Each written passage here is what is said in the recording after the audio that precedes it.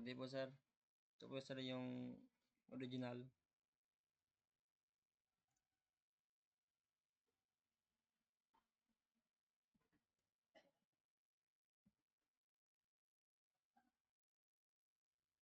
Tapos ito na po sir yung nare-design.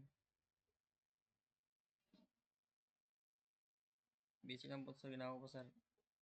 Pinalitan ko po sir ng font tapos tong color. Pag wala pang out sir, click lang po na sir. Sign in. Tapos login po. Tapos dito sir, pinatin ko rin po sir ang design. Color po sir.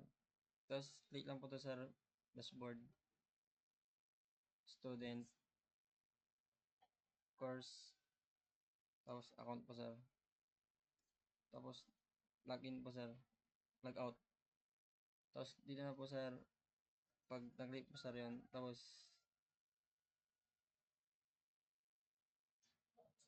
na po sir.